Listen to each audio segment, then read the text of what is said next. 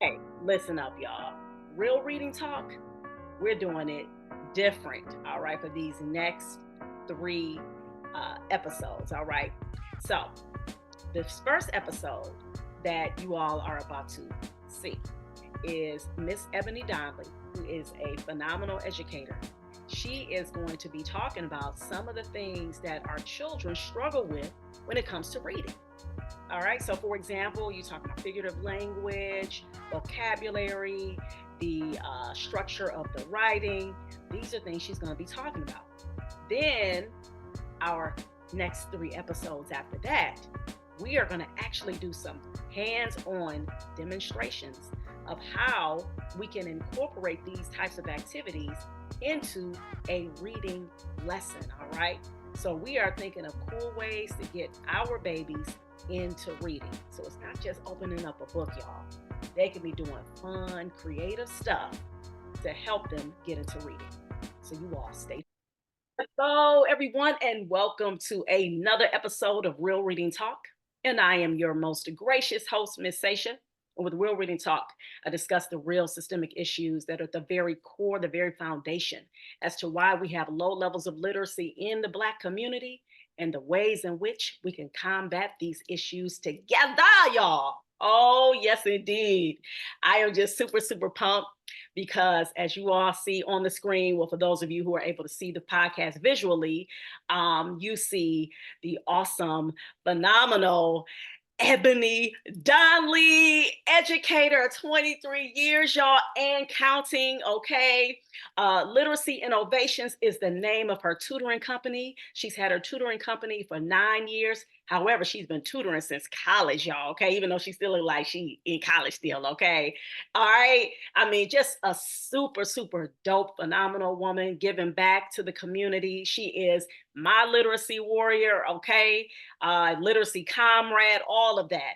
So I am welcoming her to the show again for the umpteenth time. How many, what was it, about, what, 12 times? I don't know, man. Like every time you come on here, one thing I notice is that the viewers, it'd be like literally folks be watching our conversation. I love it. And a big part, I truly believe, is because of what you're adding to the conversation, and people can feel your dedication and your commitment to our babies being able to read.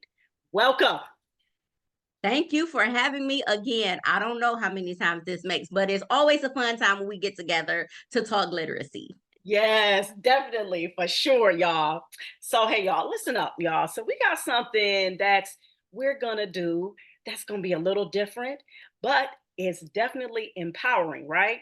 So, with this episode, this is actually going to be the first of, are we doing, we're gonna do three more after this, correct? In this I fourth. believe I believe we said three. Yes. Okay. So it's gonna be a total. So it'll be a total of four. So this is the first of our four-part series. All right. So, but right now, though, this is the introduction of this four-part series. So Ebony and I, we have been discussing what are a lot of the pressing issues that our children deal with when it comes to reading.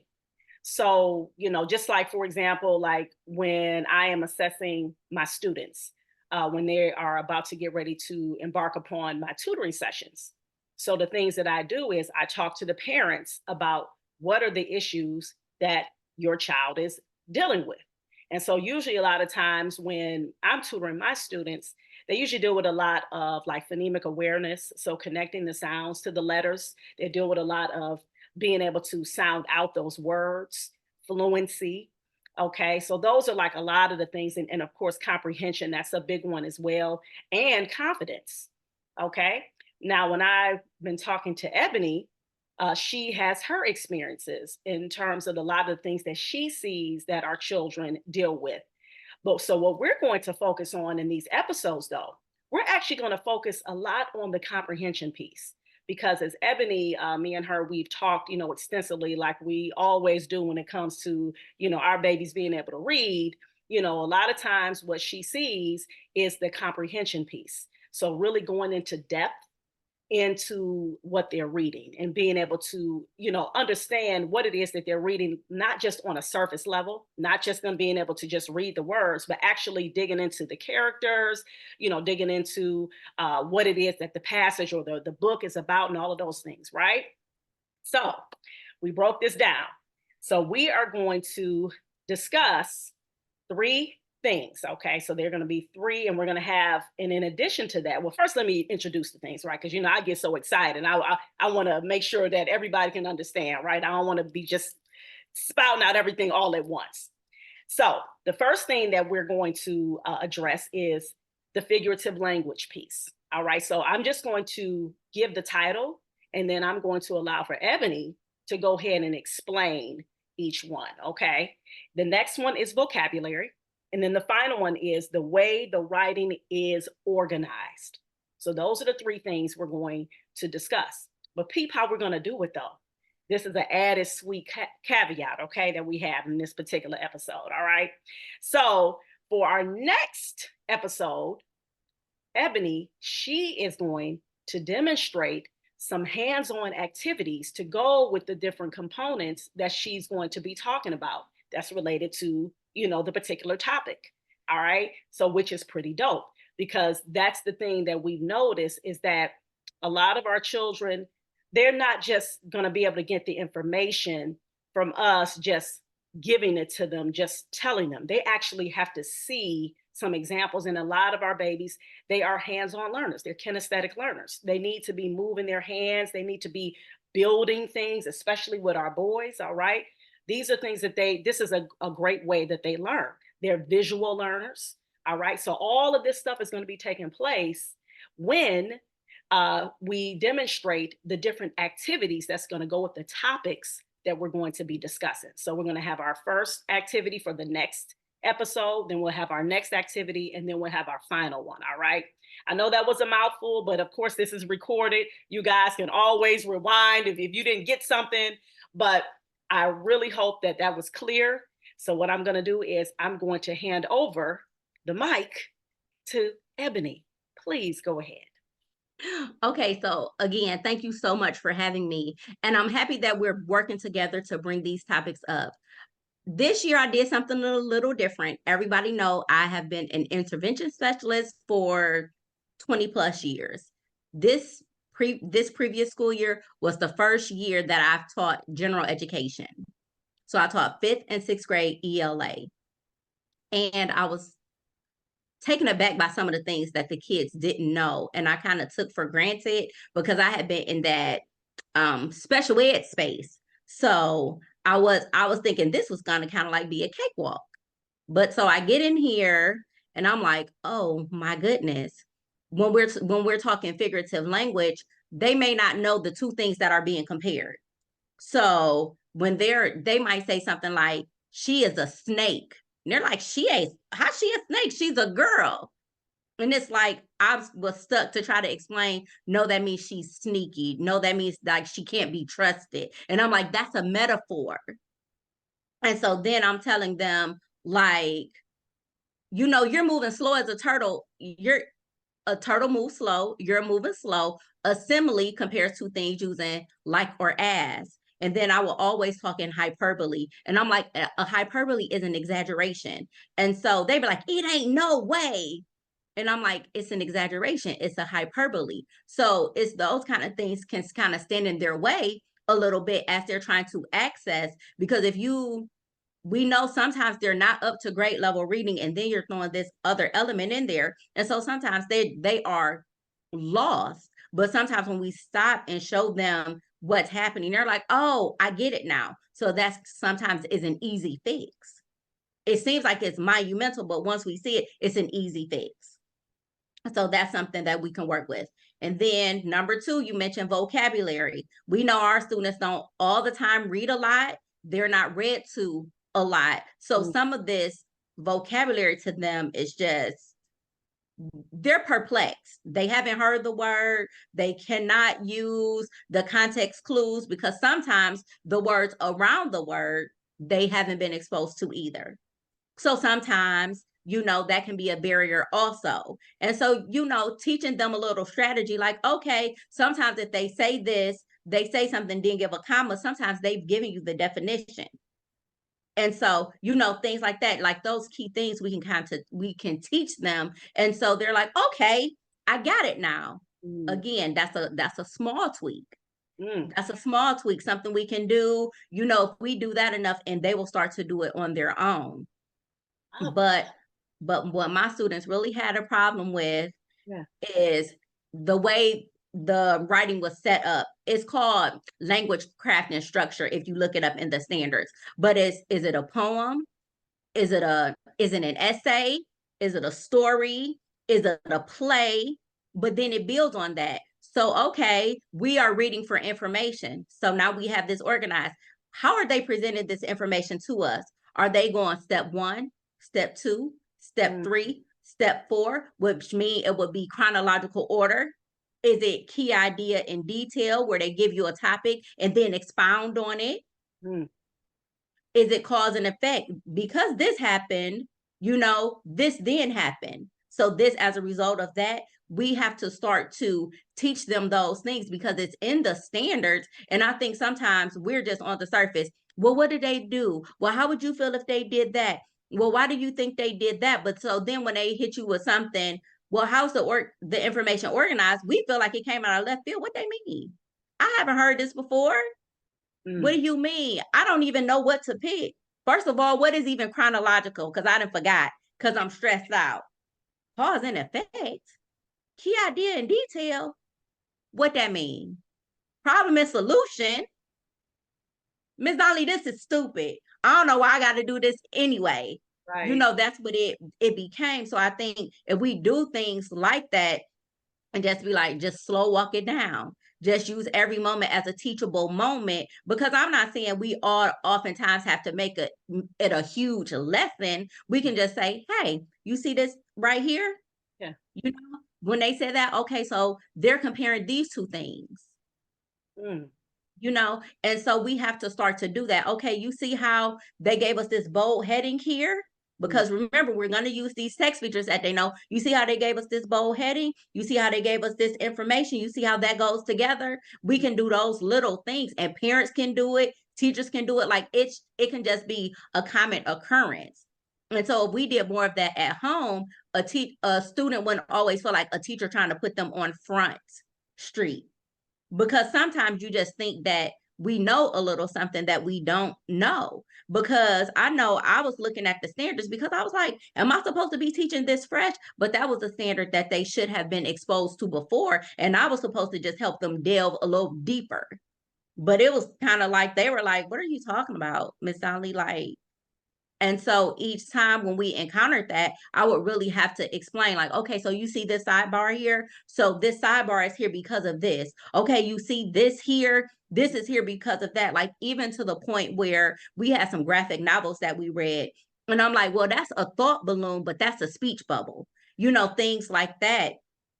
What's the difference in them being like, oh, okay. So then when they did come to questions, they knew the difference between the different elements. And so that's what we're all about. That's one of the things I'm strongly about, that vocabulary, that figurative language, and the overall way the writing is set up. If we can help them with those 3 things, we will have better readers, and readers who are able to go deeper into their understanding of the text. Wow, the way that you explain that, I mean, I felt like I was just a kid. Like, I'm just like, so enthralled. I love the way that you explain things, because you explain it in a way where it's digestible and relatable to our, especially with our vernacular and our babies, but that's what they need.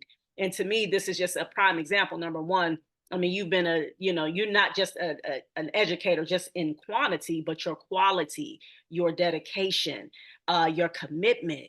It's like it shows in just the way that you are constantly trying to find ways to explain to our children, hey, look, you can do this. Because I want you to, if you don't mind, because I know we're coming, up close to our time to get ready to end. I would love for you to be able to, like, even just give an example, like on an everyday level, like with some of those things that you were explaining? Because I know sometimes, people don't realize that a lot of these things you're talking about, this is like everyday, life. Like it doesn't have to necessarily have to be a thing where you're opening a book, where you could talk about with your child problem and solution, chronological order, but incorporating it in everyday life so they can begin to see these different aspects of reading, not just via the text, it's via life. I know a big thing I did with my students for chronological order was when we were doing reports. We had to do reports on African American authors. And I was like, where would you start? And so I was saying, okay, I was using their life. What year were you born? Okay, so then what? You went to kindergarten. When we go to kindergarten, it's a big deal for us. We have a whole promotion and all of that. Okay, so then depending upon where you went to school, you might have gone to third grade, you might have had a promotion. You might have gone to fifth grade, depending upon where you went to school, you might have had a promotion. And then they say, hey, sixth grade is middle school in some places, even though in Cleveland we're K-8. And so I'm saying, so when we started off like that, that's chronological order, because this happened, and then this happened, and then this happened, and then this happened on up to present day. And they're like, oh. And so I'm like, you wouldn't start with a now and then go back to a baby and then come back to third grade and then go back to pre-K. And so that's the way I was teaching them that. Like, we're going to go step by step, like use your life. And so then I gave an example of my life. And so I'm like, okay, I was born here. I went to elementary school. Okay, I graduated high school here. I graduated college here. I started teaching then. Now this is year 23. And so that was one of the things that really helped them, because they were like, what are you talking about? But the key ideas and details, I had to just expand, like when we would be reading something and I'm like, you see this, like we're talking about, one of the things we read about is the sparrow. It's on the OST test prep, right? And so I'm like, you see how they have the heading and it said how they feed their young. So underneath here is going to be how they feed their young. They're not going to talk about mating. They're going to talk about how they feed their young. And so just things like that. And so I would just tell them, and I'm cause and effect. I was like, like, what you think will happen? Like, if you get a phone call right now, what happens? And they're like, I'll probably get in trouble. Why would you get in trouble? Is it because I called your house? I called your house, and as a result of me calling home, the effect was you get your phone taken away. Right. Things like that. So I try to keep it in some stuff that they can understand, so that they're like, oh, okay. Yep. And even with the figurative language, people who know me, they know me to be very dramatic. And so I would just come in there like, I done said this 50,000 times. Right. And they would be like, Ms. Donley, you said it 3 times. And I'm like, exactly. Hyperbole. I'm exaggerating. Because even though I've said it 3 times, it feels like I've said it 50,000 times. And so those are just some of the things that really help them along the way. And it was just like little simple things that I just kept doing on a regular basis. Like, I would purposely say, girl, come on, you all in the back of the line. You slow as molasses in the wintertime. And they're like, what's that? And I'm like, you're moving very slowly. Like, we're here, you're way back here. Like, you need to put some pep in your step. Oh, okay. Like, things like that just really, it was funny to them, but at the same time, they were like, they started to understand it. And then, when they started saying something, and when they repeat what you said, and then it's like, okay, we have it now. We can move on to a new skill set. Right. So that's kind of how it was. But those are some things that I really saw that were problematic for my students. Mm-hmm. And so I just started pointing it out in every sort, like, even if that wasn't the topic of discussion, I'll be like, remember we talked about metaphors? This is this. Mm-hmm. Remember we talked about hyperbole? This is this. Remember we learned about personification? This is this. Now in idiom, like it said that she was on cloud 9. What did that mean? Mm-hmm. Was she really up there on the cloud? Mm. Mm. And so I just started incorporating it and stuff like that. Or That's like, "Oh, what's wrong with you? You look down in the dumps today. You wow. sad something happened?" Right. Y'all got it. Y'all got the introduction to our 4-part series. And of course, this was the first of the 4-part series. This was the introduction phase. And then the next 3 episodes are going to be dedicated to the hands-on activity that's related to the topic that we're talking about as it pertains to that reading and delving into the reading. So we want our babies not just to be surface readers. We want them to go into depth. We want them to learn how to take that deep dive so they can be connected to whatever it is that they're reading. All right. So with that being said, let me go ahead and real quick, just the housekeeping. Remember, if you are looking for that pre-K through 4th grade reading tutor, please make sure you go to abclearntutoring.com. Sign your child up for their free reading assessment today. Also, I'm the founder and executive director of ABC Read. And so our mission is to develop and nurture a culture of literacy in Black and underserved communities. How can you help us? Just go to our website, abcread.org. We have been giving books to the communities, to our families here in Cleveland since 2014. We've given away close to 7,000 books now. All right, so you can actually help us. All right. And also, make sure you subscribe to my YouTube channel. Reading is freedom, y'all, okay? So you are going to get not only a plethora of read alouds, of course, I upload the podcast there as well. So make sure that you like, comment, subscribe, and share. Hit the notification bell, all right? And, of course, my merch, all right? You know I'm going to talk about the Reading is Freedom merch. For real, for sure, okay? Because this is what you need to have on, all right? We need to have on these different shirts, sweatshirts. We need to have our hoodies, our mugs, all of these different things to help us get reminded about the importance of reading, period. So there you have it, y'all. And the book that I actually am about to delve into, Out of My Mind by Sharon M. Draper. All right, so that was one of the books that I read aloud. I read a chapter out of that book when I did the YouTube Live. That was this past Sunday, okay? So I'm looking forward to this book, the main character, Melody, and her having this disability, all right, and her not being able to talk. But as you all heard from when I talked about the book, we're going to see, what happens in the transformation and what types of, just different interactions that she's going to have to deal with and challenges of being a beautiful girl who has a disability. All right. So again, Out of My Mind, that is the book that I am currently reading. Okay. So, and I want to give you guys a quote, and I'm going to go ahead and grab a quote out of this book here. And this is from the book Awakening the Natural Genius of Black Children by Dr. Amos Wilson.